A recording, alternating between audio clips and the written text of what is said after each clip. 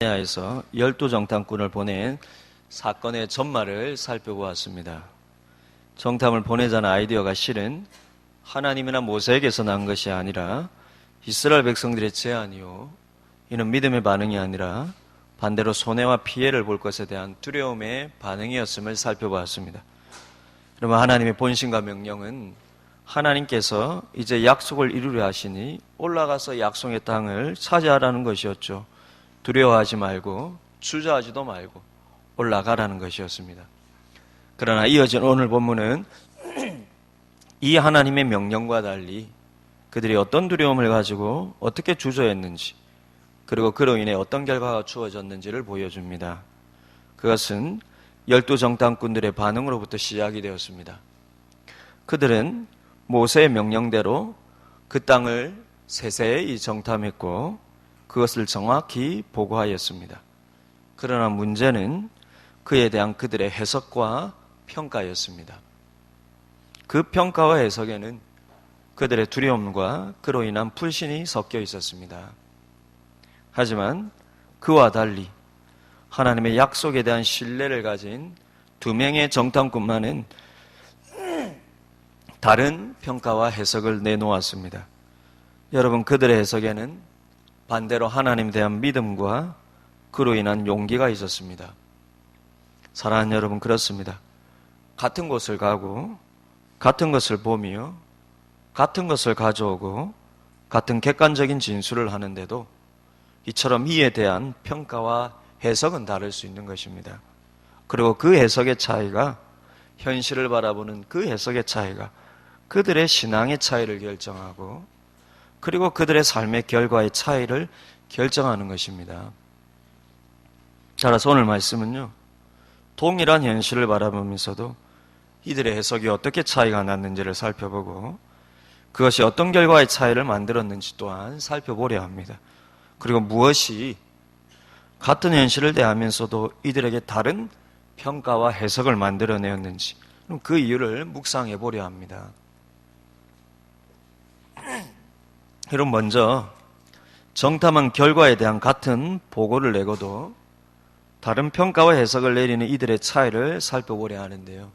지난주에 말씀드렸듯이 정탐의 내용에 대한 모세의 명령은 크게 두 가지였습니다. 두 가지를 정탐하고 오라는 것이죠. 하나는 그 땅의 백성들이 얼마나 강하며 어떤 성읍의 형태를 가졌는지 조사하고, 다른 하나는 그 땅이 얼마나 좋은 땅인지를 살펴보되 그 증거로 그 땅의 과실을 가져오라는 것이었죠.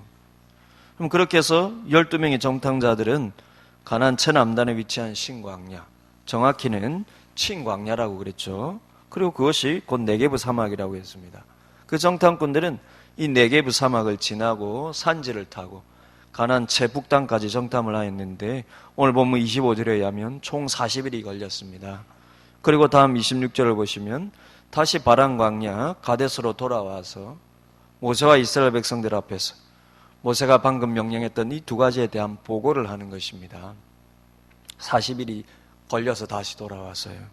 먼저는 그 땅이 얼마나 좋은지에 대한 사실 보고이죠. 그들은 모세가 요구한 대로 그 땅의 과실을 증거로 보이고 보고를 하는데 23절을 보십시오. 23절에 의하면 그들이 증거로 가지고 온 과일은 포도와 석류와 무화과 열매였습니다. 그 중에 포도송이는 얼마나 큰지 그것이 달린 가지를 베어 둘이 막대기에 끼워 메고 올 정도였다고 합니다. 이게 지금 말이 되나 싶은데요. 이런 종류의 여러분 과일이 있습니다. 여러분. 무슨 과일이죠? 자몽이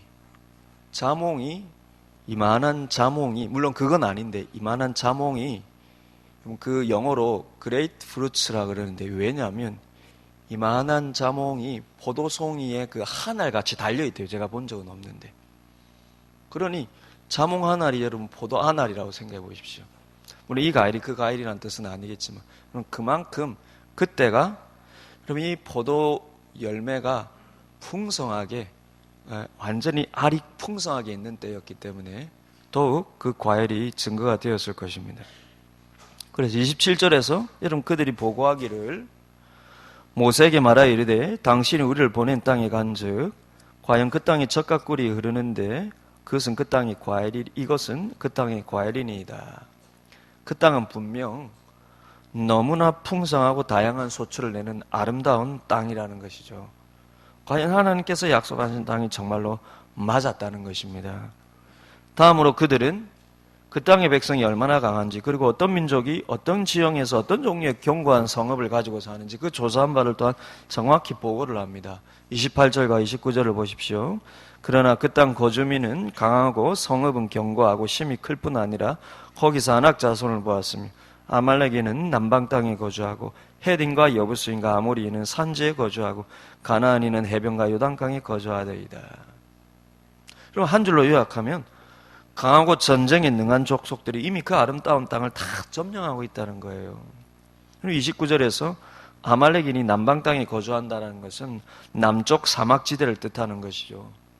헤딘과 여부스인과 아모리인은 산지에 거주하는 것이란, 그럼 지난주 지도에서 살펴보았듯이 여러분 그 가나안 땅, 이스라엘 땅이 길게 쭉 내려와 있는데 그 중간에요, 남쪽에서 북쪽으로 길게 산맥처럼 이어진 산지 보지 않았습니까? 그 산지의 지역들을 이 민족들이 다 점령하고 있다는 것입니다.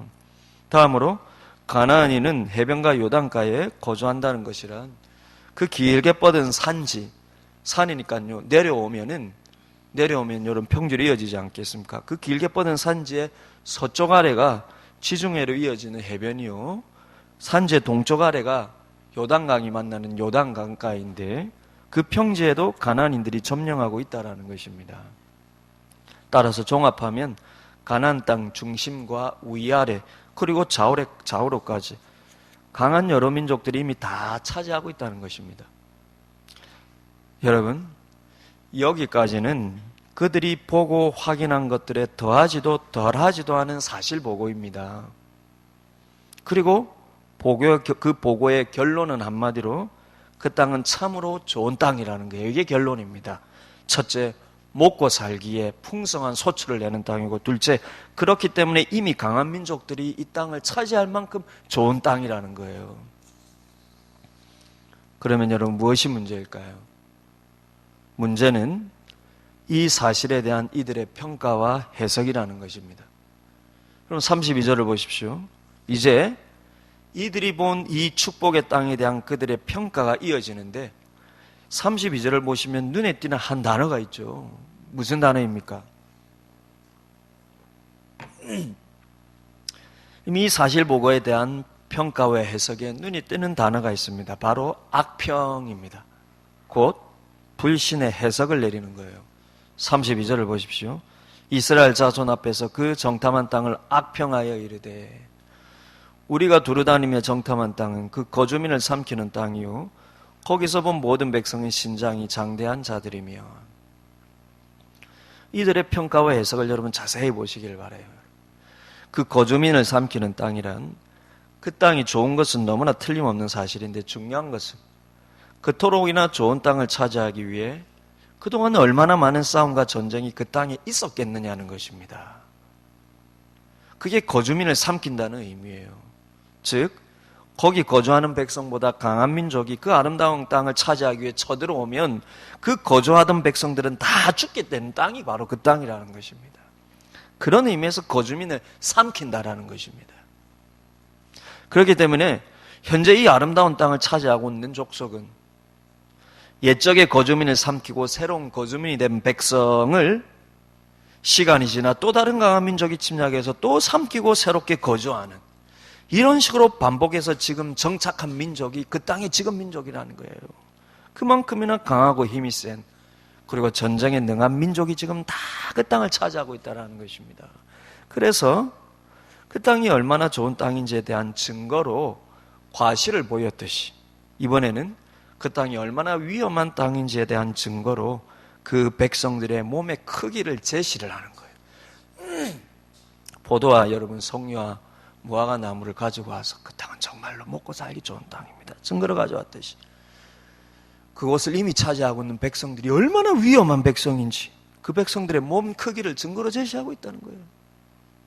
여러분, 이 정탐꾼들이 얼마나 이들의 신체적인 우수함에 압도를 당했는지 32절 끝부분을 보십시오. 32절 끝부분부터 보시면요, 거기서 본 모든 백성은 신장이 장대한 자들이며 거기서 네피림 후손이 아낙 자손의 거인들을 보았으니 우리는 스스로 보기에도 메뚜기 같으니 그들이 보기에도 그와 같을 것이니라.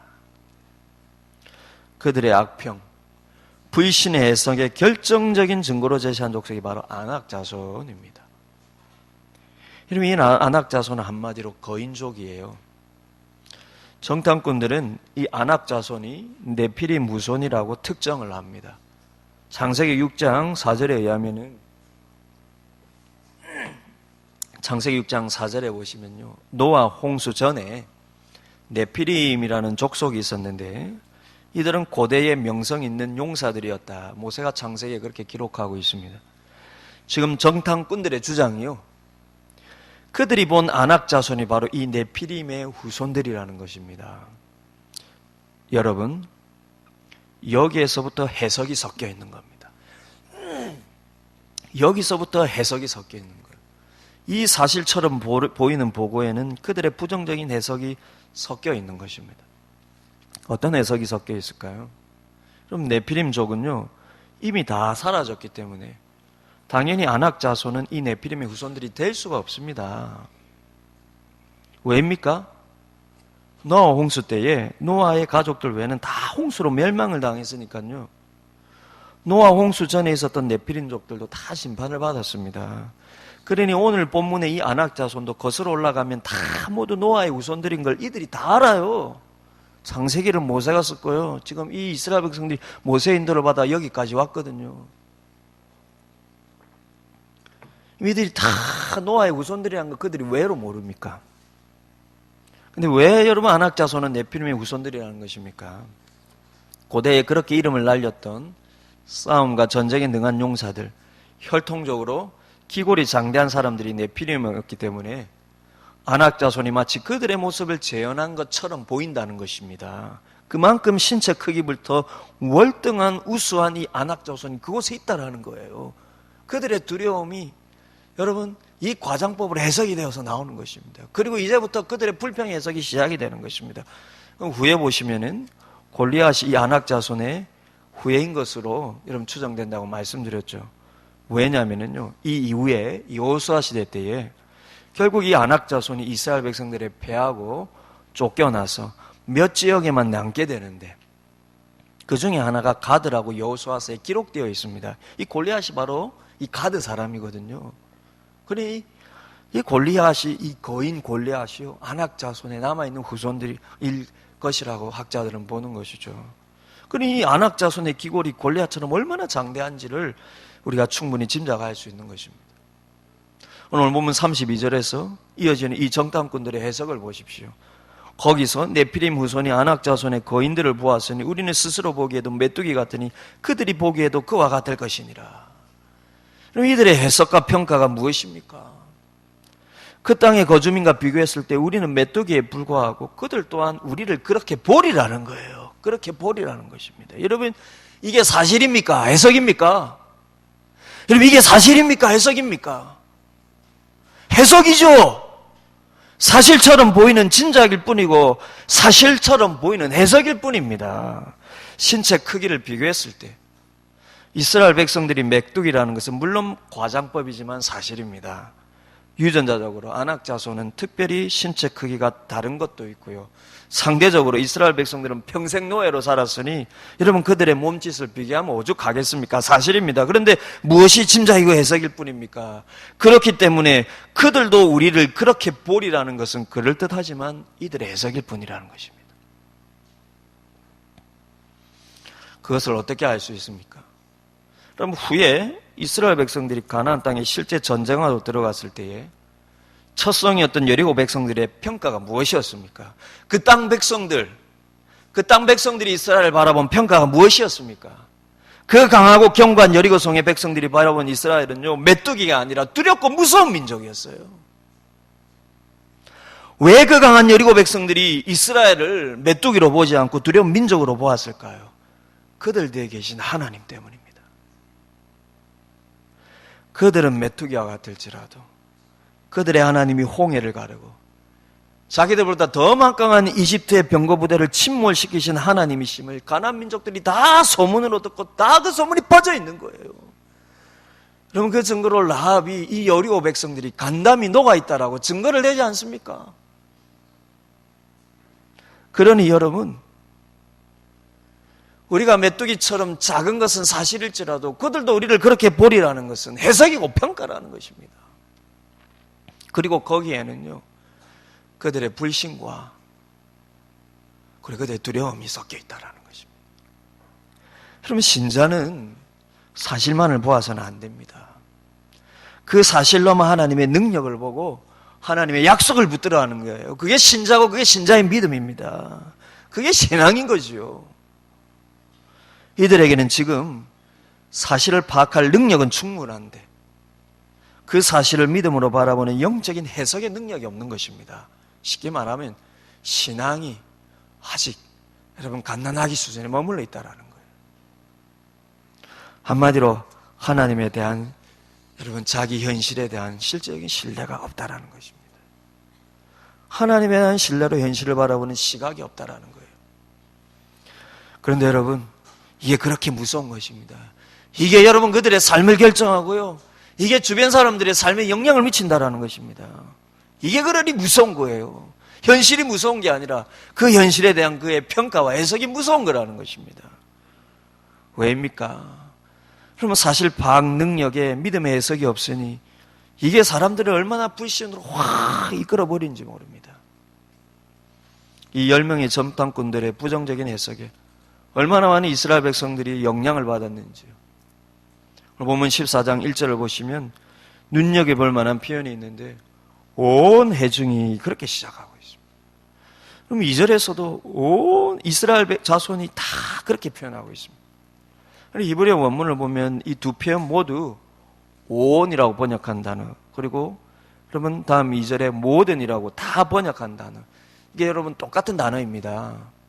히브리어로요. 콜이라는 부사인데요. 근데 히브리어 원문을 보면 이 콜이라는 부사로 시작을 합니다. 즉 모든 회중이, 온 이스라엘 자손이 다 이 부정적인 해석을 따라 부정적으로 반응을 했다는 것입니다. 어떻게 반응했을까요? 다시 1절을 보시면요, 온 회중이 소리 높여 부르짖었다는 것입니다. 그리고 이어하는 말씀이 백성이 밤새도록 통곡하였다는 것입니다. 그리고 2절을 보시면 모든 이스라엘 자손들이 모세와 아론을 원망하는 것입니다. 뭐라고 원망했을까요? 2절을 계속해서 보십시오. 온 회중이 그들, 즉 모세와 아론에게 이르되 우리가 애굽 땅에서 죽었거나 이 광야에서 죽었으면 좋았을 것을 어찌하여 여호와가 우리를 그 땅으로 인도하여 칼에 쓰러지게 하려 하는가? 우리 처자가 사로잡히리니 애굽으로 돌아가는 것이 낫지 아니하랴. 그럼 그들의 원망의 수준이 보이지 않는 하나님에 대한 불평을 넘어서 보이는 하나님의 지도자 모세를 향하고요, 그리고 그를 향한 공격적인 여러분 행동으로 이어지는 것입니다. 이게 여러분 부정적인 해석으로부터 시작이 된다는 거예요. 여러분 다음 4절에서 이어지는 그들의 결론적인 행동이 얼마나 큰 충격을 주는지 모릅니다. 4절을 보십시오. 이에 서로 말하되 우리가 한 지휘관을 세워서 애굽으로 돌아가자 하며 모세를 죽이고 다른 지도자를 세워서 애굽으로 되돌아가자는 것입니다. 이해할 수 없을 만큼 어리석은 행동이자 불신앙적인 모습이죠. 어떻게 이스라엘 백성들이 이럴 수 있을까요? 그들이 하나님께서 베푸신 큰 기적을 보면서 그러면 애굽으로부터 해방이 되었는데 지금은 왜? 그리고 무엇이 이들로 하여금 다시 애굽 땅으로 돌아가자는 원망의 소리가 나오고, 그것도 괜한 넋두리나 볼멘 소리가 아니라요, 정말로 행동으로 옮기려고 모세와 아론을 대신할 다른 지도자를 탔고 모세를 죽이려 하고 있습니까? 바로 이 현실의 상황이 해석의 문제라는 것을 그들이 모르고 있기 때문입니다. 이스라엘 백성들은 지금 정탐자들이 보고한 정탐의 내용과 그들의 해석 사이를 분간하지를 못하고 있는 것입니다. 그래서 정탐꾼들의 두려움과 불신으로 인한 해석을 그 땅에 대한 객관적인 사실과 내용으로 착각하고요, 함께 두려움과 불신의 늪으로 빠져버린 것입니다. 여러분, 그래서 믿음이 필요한 것입니다. 그래서 여러분, 신앙이 있는 것입니다. 믿음은 어떤 면에서요, 해석의 문제입니다. 내 현실을 어떻게 바라보는가 하는 해석의 문제가 믿음이에요. 믿음이란 하나님의 약속을 통해서 현실을 해석하는 마음의 힘인 것입니다. 처음에 하나님께서 이들을 일방적인 기적으로 출애굽시켜서 구원하실 때, 그때 그들이 어린 양의 피를 문에 바르라는 명령을 이행하는 것은 믿음이었죠. 구원에 대한 명령을 듣고 따른 것은 분명 믿음이었습니다. 그렇다면 그렇게 구원받은 하나님의 백성이 되어서 이 광야를 지날 때 어떤 믿음이 더해져야 하겠습니까? 일방적인 하나님의 은혜로 구원받았다면요, 그 은혜를 이해한다면요, 그 다음에 하나님의 백성으로 이 광야를 지날 때 어떤 믿음이 더해져야 하겠습니까?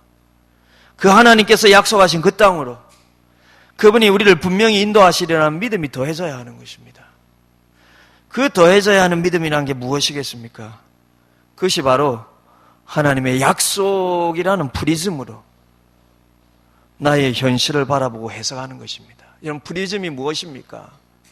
여러분, 빛이 여러분 우리 눈에 보이지 않지만 그 프리즘을 갖다 대면은요, 어떻게 보입니까? 빨주노초 파란보, 그 색색의 여러분 무지개 색깔들이 다 보이지 않습니까? 여러분, 하나님의 약속이라는 프리즘으로, 하나님이 나와 함께 하신다는 임마누엘의 프리즘으로 나의 현실을 바라보고 해석하는 그것이 믿음이죠. 하나님께서 그 믿음을 가지라고, 내가 너희를 일방적으로 구원하였으니 그 믿음을 가지라고 이 광야를 지나가게 하시는 거 아닙니까? 그게 이 땅의 삶에서 신자가 가져야 할 실제적인 믿음이라는 거예요. 하나님의 약속에 대한 프리즘, 임마누엘, 하나님이 나와 함께 하신다는 프리즘을 내 마음의 중심에 달고 여러분 내 현실을 바라보는 것, 그게 신자의 믿음이고 그게 신앙의 삶이라는 것입니다. 그럼 예수 그리스도께서 나를 위해서, 우리를 위해서 십자가에 죽으셨으므로 우리의 죄가 사해졌다는 것을 믿고 그 믿음으로 우리가 하나님의 백성 되고 제사함을 받아 하나님의 자녀가 되었습니다. 그리고 다 그 믿음으로 신자가 되었어요. 그렇다면 신자로서 이 기본적인 믿음을 가지고 살아간다는 게 실제 무엇을 뜻하겠습니까? 내가 영접한 그 주님께서 나와 함께 하신다는 임마누엘의 약속을 믿고요, 그 임마누엘의 프리즘으로 나의 모든 현실을 바라보고 해석하는 것입니다. 그게 이 땅에서 그리스도인들이 가져야 할 실제적인 믿음이라는 것입니다.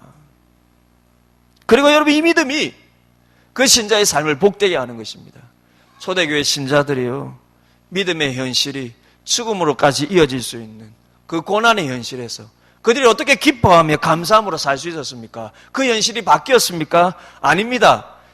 후에는 결국 바뀌어가는 세대가 있었을지라도요, 그 현실에서 죽어간 여러분 그런 시대를 살았던 신자들도 있습니다. 우리나라 믿음의 신자들만 하더라도 초기에 박해 가운데 그렇게 신앙생활하다 죽은 신자들의 삶에 여러분 그 결과로 우리가 복된 인생을, 지금 복된 믿음의 삶을 살지 않습니까? 그런데 감사함으로 치면 우리가 감사의 양이 많습니까? 우리의 감사의 깊이가 많습니까? 아닙니다. 고난 속에 믿음을 산 우리의 믿음의 선조들의 여러분 현실의 고난이 우리보다 더했을지라도 감사와 기쁨의 신앙의 깊이는 그들이 더했습니다. 왜입니까? 그들은 고난 속에서 하나님의 약속과 임마누엘이라는 그 믿음의 프리즘으로 자기 현실을 바라보았을 때요, 그 속에 성령의 충만함 속에, 말씀의 충만함 속에 주님이 내 삶을 붙들고 있고 우리를 붙들고 있다라는, 그리고 우리를 그분이 가장 좋은 곳으로 인도하고 있다는 그 확신 속에 살았기 때문에. 그럼 출애굽한 이스라엘 백성들의 역사를 되돌아보십시오. 그들은 실제 하나님께서 그들과 함께 하시는 수많은 그리고 엄청난 기적들을 경험하면서도 언제나 그리고 끊임없이 불평하고 원망하는 삶의 연속이었습니다. 왜 그렇습니까? 어떻게 그럴 수가 있습니까? 그 해답은요, 그들은 광야라는 현실을 하나님의 약속의 프리즘으로 보는 믿음이 없었다라는 것입니다. 그럼 그들이 하나님의 기적을 부인하였습니까? 그들이 경험한 수많은 여러분, 놀라운 기적들을 그들이 부인하였습니까? 그것들을 보면서 이건 하나님이 만든 기적이 아니라 그냥 우연한 자연현상일 뿐이야, 그렇게 우겼습니까? 아닙니다. 그들은 그 모든 것들을 하나님의 기적으로 경험하고 그것을 여러분 하나님이 베푸신 기적이라고 여러분 믿고 순간적으로 누렸습니다. 그럼에도 왜 끊임없이 불평하고 원망할 수 있었을까요? 그들 마음 중심에는 언제나 불편한 광야라는 현실만 있었기 때문입니다. 이렇게 기적 경험해봐야 내 현실은 광야인데, 이렇게 만나 줘봐야 나는 여전히 사막에 있는데, 이렇게 맷줄하기 줘봐야 나는 여전히 사막에 있는데, 그들은 늘 마음 중심에 그들이 바라보고 있는 현실의 프리즘으로 모든 것들을 다 바라보고 있었다는 것입니다. 그 현실을 하나님의 약속이라는 프리즘으로 바라보고 해석할 실제적인 믿음요, 곧 그분에 대한 신뢰가 없었기 때문에요. 저도 불평하고 저도 불평하고 또 불평하고 또 원망하고 또 불평하고, 준 거 누리면서도 없는 것이 또 눈에 들어오고, 그것이 주어지면 또 없는 것이 주어지고, 한마디로 자신들의 상황과 현실을 하나님의 눈으로 바라보는 신앙이 없습니다. 늘 불편함이라는 현실의 프리즘으로 자기를 보고 있다는 거예요. 그럼 그것이 가장 절정적이고 결정적으로 일어난 사건이 바로 이 가데스바네아 정탐 사건이었다는 것입니다. 얼마나 기가 찹니까? 하나님의 약속에, 하나님께서 약속의 땅을 이제 주시려고 들어가기만 하면 되는데, 이제 들어가기만 하면 되는데 왜 그것을 못 먹고 있습니까? 그들의 마음의 삶의 습관이 그랬다라는 거예요. 그 습관 때문에 그 약속의 땅이 얼마나 좋은 땅인지를 눈으로 보면서도, 그걸 보면서도 그들의 마음속에 늘 습관처럼 있었던 그 현실의 프리즘으로 보고 있다라는 거예요. 심지어 그 약속의 땅마저요, 그 프리즘으로 보고 있다라는 것입니다. 얼마나 기가 찹니까? 하나님께서 왜 그들을 40년 광야로 돌리십니까? 이 프리즘으로 그들이 약속의 땅에 들어가 봐야 젖과 꿀이 흐르는 젖을 먹고, 여러분 꿀을 먹어도 그들은 이 프리즘으로 다시 바라볼 거예요. 그러니 그 땅을 하나님이 어떻게 주실 수가 있습니까? 주실 수 없죠. 지금까지 1년 조금 넘게 광야를 지내오면서, 목사님 오늘 왜 이렇게 소리치나? 여러분 혼내는 게 아니라요, 이스라엘 백성 보면서 저도 그런 프리즘 없는가 답답했어요.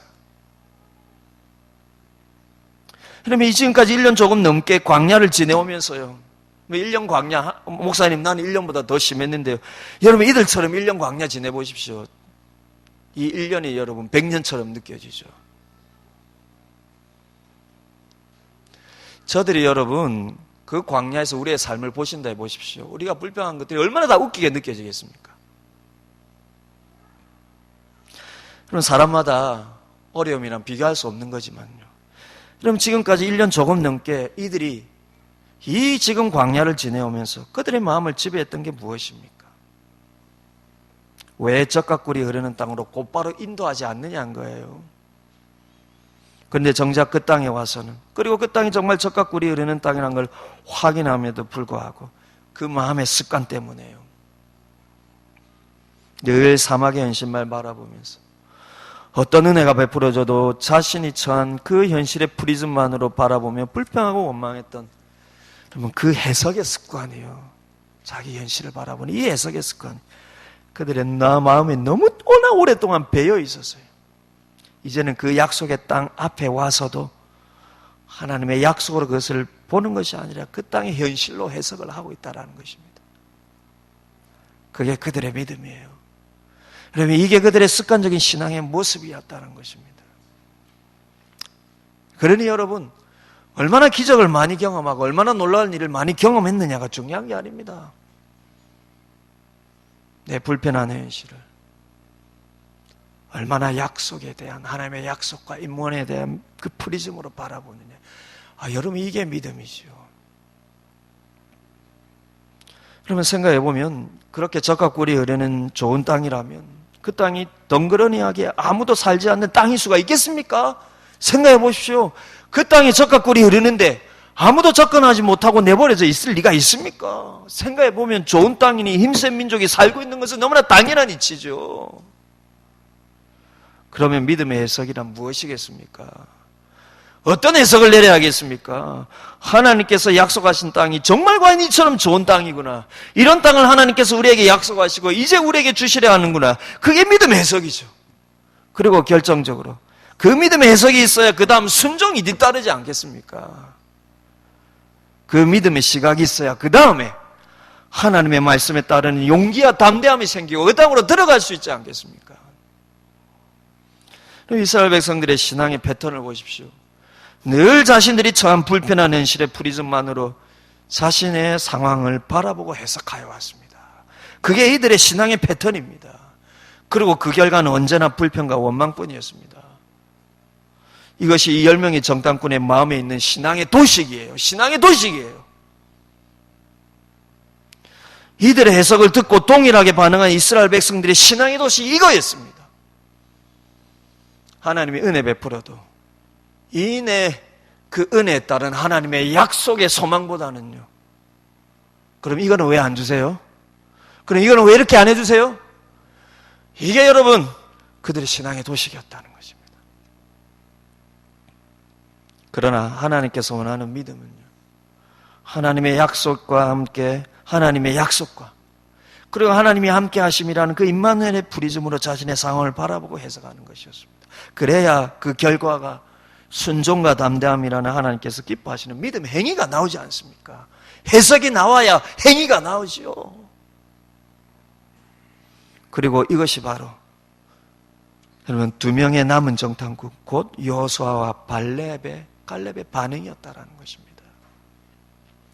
그들은 다른 반응이었습니다. 왜입니까? 그들은 다른 해석을 가지고 있었다는 것. 그럼 이 두 사람의 마음에 있는 신앙의 도식을 보십시오. 같은 곳을 가고 같은 것을 보고 같은 것을 증거로 가져오고 같은 현실의 결과를 보고하는데 그 현실을 바라보는 평가 해석이 완전히 다릅니다. 무슨 말입니까? 그들의 마음에는 다른 프리즘이 있었다라는 것입니다. 같은 현실을 보아도 다르게 이해하고 다르게 받아들이는 다른 믿음의 프리즘이 있었다는 것입니다. 그것이 무엇입니까? 바로 하나님의 약속과 임마누엘이라는 프리즘입니다. 반복해서 말씀드립니다. 하나님의 약속과 임마누엘이라는 프리즘이에요. 그들은 무엇을 보아도 무엇을 들어도 늘 이 하나님의 약속과 임마누엘이라는 프리즘으로 자신의 상황과 현실을 이해하려는 습관이 들어있다는 것입니다. 여러분 그게 신앙의 성성 아닙니까? 그럼 이들의 그런 여러분 프리즘을 갖고 있었다는 결정적인 증거가 무엇일까요? 이 정탐 사건에 대한 그들의 반응입니다. 여러분 그들의 보고를 보면요, 그들로 똑같은 보고를 합니다. 그런데 그에 따른 반응이 달랐다는 거예요. 그럼 14장 6절로 9절을 한번 보시겠습니까? 오늘 본문 14장 6절로 9절 이 말씀 우리가 같이 한번 읽어보면 좋겠습니다. 14장 6절부터 9절입니다. 시작. 그 땅을 정탐한 자 중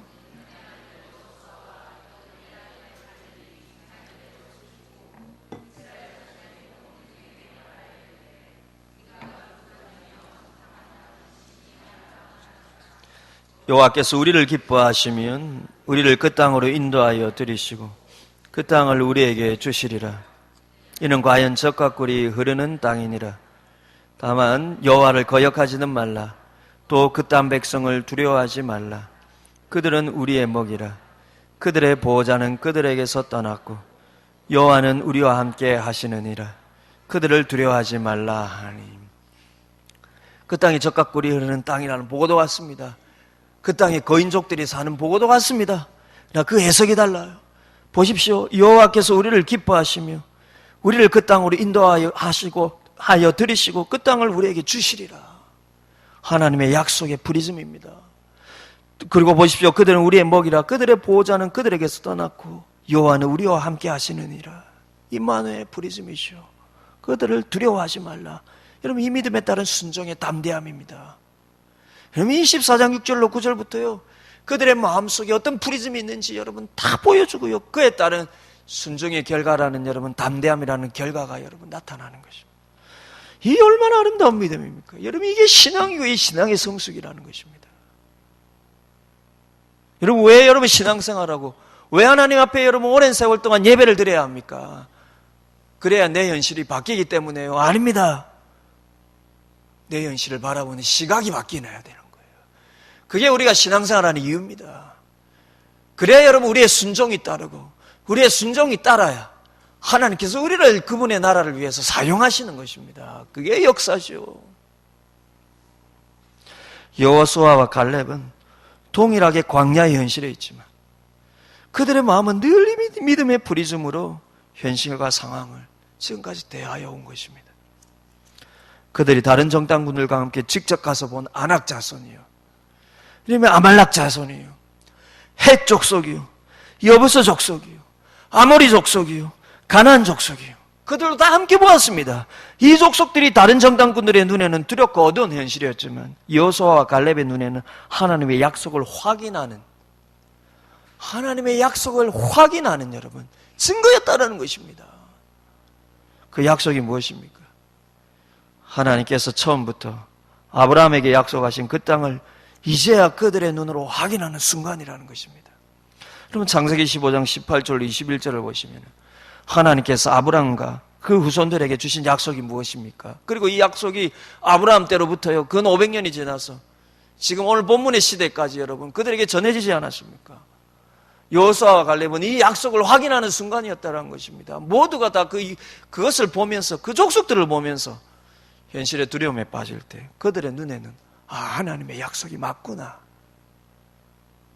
그러면 창세기 15장 18절 이후에 하나님이 아브라함에 이렇게 약속을 하셨습니다. 그날에 여호와께서 아브라함과 더불어 언약을 세워 이르시되 내가 이 땅을 애굽 강에서부터 그 큰 강 유브라데까지 내 자손에게 주노니 곧 겐 족속과 그니스 족속과 감몬 족속과 헷 족속과 브리스 족속과 르바 족속과 아모리 족속과 가나안 족속과 기르가스 족속과 여부스 족속의 땅이라 하셨더라.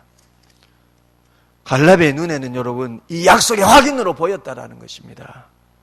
그들이요 아말렉 족을 보고 아낙 자손을 보고 헷 족속을 보고 여부스 족속을 보고 아모리 족속을 보고 가나안 족속을 볼 때 이 두 사람의 눈에는 하나님이 아브라함에게 처음부터 하신 그 약속이 여러분 확인이 되는 증거로 보였다라는 거예요. 여러분 그들이 그 시대에 무슨 이 나라에 여러분 가나안 땅에 여행을 했겠습니까? 그들이 애굽의 노예로 사는데 가나안 땅을 한 번이라도 와보긴 했겠습니까? 그들이 태어날 때부터 늘 부모로부터 들었던 하나님이 아브라함에게 주신 그 약속의 땅, 이런 족속, 이런 족속, 이런 족속이 살긴 그 땅을 주리라고 하는 약속의 땅을 이제야 그들의 눈으로 보는 거예요. 하나님의 말씀이 맞구나. 우리 조상 아브라함 때부터 하나님이 약속하신 그 땅이 맞구나. 이 족속들이 살고 있는 땅이 맞구나. 이 두 사람의 눈에는 두려움의 현실이 아니라 하나님의 약속을 확인하는 현실이었다는 것입니다.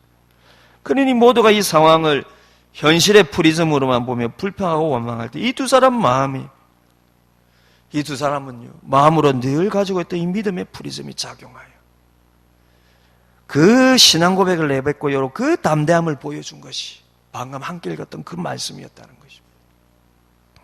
이것이 여러분 이 두 사람 마음 중심에 있는 믿음의 도식이요 패턴이며 하나님에 대한 신뢰의 거룩한 습관이었다라는 것입니다. 그리고 이들의 아름다운 믿음의 프리즘은 여기서 끝이 아니라요. 이것이 이스라엘 백성들을 이끄는 믿음의 본이 된 것입니다. 그리고 이후에 여호수아와 갈렙의 행적을 보십시오. 그들은 이 10명의 정탐꾼들과 이스라엘 백성들 때문에요 40년의 광야 생활을 이들도 더 해야 했습니다. 얼마나 억울합니까? 진짜 억울한 건 갈렙과 여호수아거든요. 지금 이 사람들 때문에요 이들마저 40년을 광야에서 지내야 했는데 그럼에도 불구하고 이 두 사람은 그 억울함에도 불구하고 불평과 원망의 도식이 아니라 믿음으로 이들을 이끄는 지도자가 되었습니다. 모두가 광야에서 죽음을 맞이할 때 이들만은, 이 두 사람만은 다음 세대를 이끌고 가나안으로 들어가는 인도자가 되었다라는 것입니다. 더 나아가서 결정적으로요 갈렙은 이로부터 45년 후에 정말 약속의 땅을 선택할 우선권을 행사할 때 모두가 제비를 뽑아서 주어지는 땅을 얻을 때 이 갈렙만은 자기가 원하는 땅을 선택할 수 있는 약속을 45년 전에 받았던 것을 이 여호수아에게 내세우면서요, 그날 정탐꾼들의 두려운 해석을 이끌었던, 그러면 이 아낙 자손의 땅을 달라고 그 선택권을 여러분 그렇게 행사하는 것입니다. 여호수아 14장 12절에서요 45년 후에 갈렙이 여호수아에게 이렇게 말합니다. 그날에 45년 전에 그날에 여호와께서 말씀하신 이 산지를 지금 내게 주소서. 당신도 그날에 들으셨거니와 그곳에는 아낙 자손이 있고 그 성읍들은 크고 견고할지라도 여호와께서 나와 함께 하시면 내가 여호와께서 말씀하신 대로 그들을 쫓아내리이다. 이것이 무엇이 보여줍니까? 이것이 무엇을 보여줍니까? 갈렙은 그 후로도요 40년의 광야 생활 내내 이 믿음의 프리즘, 하나님의 약속과 임마누엘의 프리즘을 마음에 늘 잊지 않고, 비록 다른 사람들로 인해 함께 겪는 고통의 세월이지만 40년 내내 그 광야의 현실을 이 믿음의 프리즘으로 보아왔다라는 것입니다.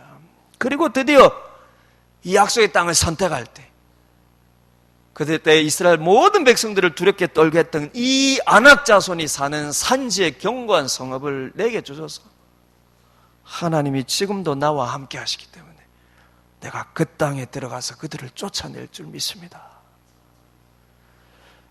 여러분, 갈렙이 이 믿음을 가지고요 불평하는 이스라엘 백성들을 여기까지 이렇게 인도하는 믿음의 본이 되었다라는 것입니다. 사랑하는 여러분, 우리의 고통은, 여러분 잘 들으십시오. 여러분, 우리의 고통은 현실에 대한 문제가 아닙니다. 우리의 고통은요 해석의 문제예요. 같은 현실이라도 어떤 시각으로 바라보고, 같은 상황이라도 어떻게 해석하느냐에 따라서 그 현실에 대한 전혀 다른 감정이 생기고요, 그리고 그 현실을 다르게 대하고요, 그리고 그것이 세월이 지나서 그로 인한 전혀 다른 결과를 이끌어낸다는 것입니다. 여러분 속지 마십시오. 여러분을 감사와 평안의 삶으로 인도하는 것은 상황과 현실의 변화가 아닙니다. 믿음의 평가와 해석의 변화입니다. 왜입니까? 그것이 바로 믿음이요, 하나님께서 그리스도의 십자가로 우리를 구원하신 이후에 신자의 삶으로 하나님이 우리에게 원하시는 믿음이 그것이기 때문입니다. 믿음의 프리즘을 가지지 못하면 지금 상황이 설사 변하더라도요 이내 또 다른 현실 앞에서 불평과 원망의 프리즘이 작용하여 감사치 못하고 하나님을 원망하는 신앙을 벗어나지를 못하는 것입니다. 여러분 감정을 믿지 마십시오. 그 감정을 느끼고 그 감정에 여러분 충실하여서 그 감정을 느끼고 그 감정 그대로 하나님 앞에 가지고 나가십시오. 그러나 여러분 감정을 의지하지 마시고 여러분 감정을 믿지 마십시오. 믿음으로 바라보면요 그 감정을 이길 수 있고, 믿음으로 바라보면요 그 속에서도 감사할 수 있고요, 그것이 쌓이고 쌓여서 우리의 삶을 하나님께서 선하게 이끌어 가시는 것입니다. 그럼 한 번은 괜찮습니다. 두세 번 쏟는 것도 괜찮습니다. 하나님 우리를 인내로 기다려주시는 분이십니다. 그러나 계속해서 상황과 현실을 탓하며 불평하고 원망하는 것은 잘못된 믿음의 증거요, 하나님을 잘못 이해하고 있다는 증거입니다. 하나님은요 그것까지 괜찮다 하지 않으십니다. 그럼 이것이 이스라엘 백성들로 40년을 광야에서 보내게 하신 이유입니다. 왜입니까? 하나님이 그것까지 괜찮다 하지 않으세요. 지금까지 어떤 불평과 원망도 다 들어주셨습니다. 그러나 이 가데스 바네아는 그들이 하나님을 전혀 다른 하나님으로 이해하고 있다는 결정적인 증거이기 때문에 하나님은 그것까지 괜찮다 하지 않으시는 것입니다. 그러니 여러분 현실의 프리즘이 아닌 믿음의 프리즘을 가지라고요 40년의 광야로 더 훈련시키시고 연단시키시는 것입니다. 그러니 사랑하는 여러분 믿음의 프리즘을 가지시려 하시기 바랍니다. 하나님의 약속의 프리즘으로 내 현실을 바라보고요 임마누엘의 프리즘으로 내 사랑을 바라보는 그런 믿음의 사람들이 되려 하십시오. 여러분 그런 믿음을 가지려 하십시오. 그래야 그 안에서요 감사와 평강이 넘치는 삶을 사시고, 그럴 때 하나님께서 여러분을 선하게 인도하시면서요 우리의 삶을 그게 여러분 우리의 삶을 하나님 앞에 맡겨놓는 거 아닙니까? 그래야 하나님이 만들어 가시죠. 내가 꽉 쥐고 있다면요, 내가 손을 떼고 있지 않으면요, 하나님이 그것을 어떻게 만들어 가십니까? 더 세월이 흘러서 하나님 내 삶을 내 손에서 내어드릴 때까지요, 더 지나야 하는 것이죠. 그런 이 광야 같은 세월을 보내실 때 여러분 이 믿음의 프리즘을 가지시고 그 안에서 감사함으로, 원망이 아닌 감사함으로, 거기서 주님 주신 그 구원의 은혜와 기쁨으로, 하나님 나와 함께 하심에 대한 그 평강으로 여러분 삶을 내어 맡기시고 믿음에 따른 순종과 담대함으로 여러분 남은 삶을 사시는 여러분 모두 되시기를 주님의 이름으로 축복을 드립니다. 우리 시간 같이 한번 기도하기를 원합니다.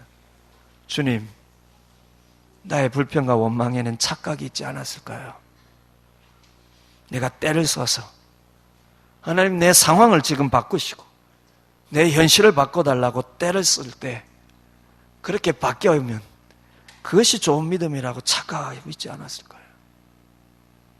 주님, 그러나 하나님께서 말씀을 통해서 우리에게 원하시는 믿음은 내 현실과 상황이 바뀌는 것이 아니라 그 상황을 믿음으로 바라보며 그 속에 하나님 함께 하심을 바라보며 내 삶을 내어 맡기는 것임을 우리가 잊지 아니하게 하시고 내 평생 주님에 대한 이 참된 신뢰로 믿음의 반응, 담담의 반응으로 살아가는 복된 인생 되게 하여 주옵소서.